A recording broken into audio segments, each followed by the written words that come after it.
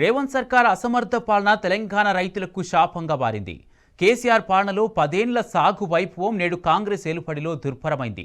రైతులకిచ్చిన హామీలను తుంగలో తొక్కిన రేవంత్ యూరియా సప్లైలో పూర్తిగా చేతులెత్తేశాడు. ఇప్పుడు తెలంగాణలో అన్నదాతల యూరియా కష్టాలు అరణ్యరోధనగా మారాయి. అన్ని జిల్లాల్లోని మండల కేంద్రాల్లో యూరియా రైతులు క్యూ లైన్లు దర్శనమిస్తున్నాయి. సహకార కేంద్రాల దగ్గర రోజుల తరబడి రైతులు యూరియా బస్తాల కోసం పడిగాపులు కాస్తున్నారు.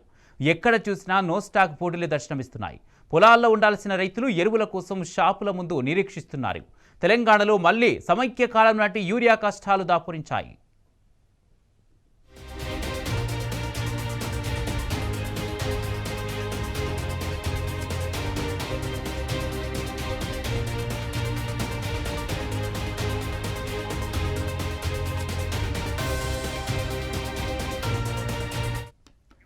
తెలంగాణలో కేసీఆర్ పాలించిన 10 ఏళ్లు సాగుకు స్వర్ణయుగం.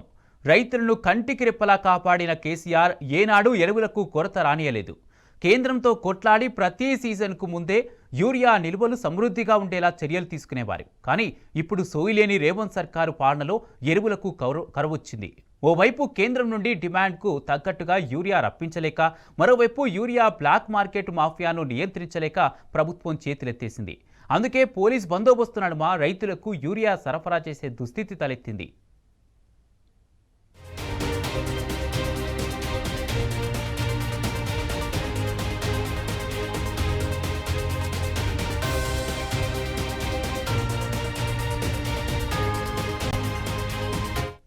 కేసీఆర్ పాలనలో ఎన్నడూ లేని విధంగా మళ్లీ ఎరువుల కోసం క్యూ లైన్లలో నిలబడే కాలం దాపురించింది. సమైక్య రాష్ట్ర నాటి పరిస్థితులను కాంగ్రెస్ సర్కారు తిరిగి తెచ్చింది.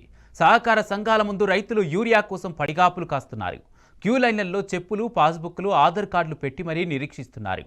అటు యూరియా కొరత విషయంలో బీజేపీ, కాంగ్రెస్ పార్టీలు రైతులతో ఆడుకుంటున్నాయి.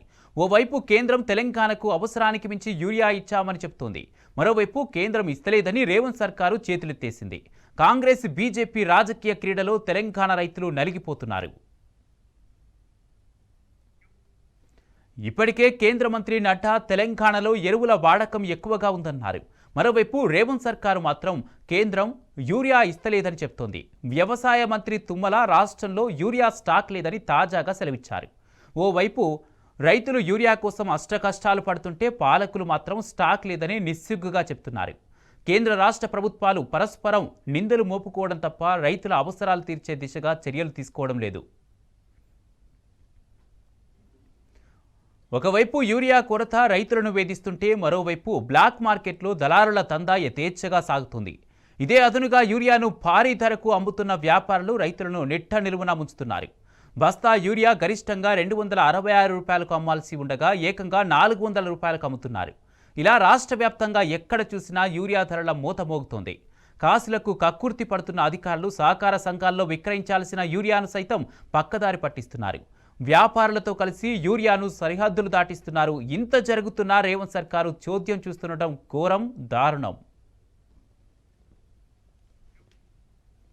కేసీఆర్ పాలనలో పండుగలా మారిన వ్యవసాయం ఇప్పుడు దండగలా మారిందంటున్నారు రైతులు. అసలు వ్యవసాయం చేయడానికి ఇన్ని కష్టాలు పడాలా అని రేవంత్ సర్కారును ప్రశ్నిస్తున్నారు. రైతు సంక్షేమానికి పాతరేశారు. కనీసం ఎరువులు, విత్తనాలు కూడా సరఫరా చేయడం కూడా చేతగాదా అని మండిపడుతున్నారు. రాష్ట్రంలో ఏ జిల్లాలో చూసినా ఎరువుల కోసం రైతులు గోసపడుతున్న దృశ్యాలే కనిపిస్తున్నాయి.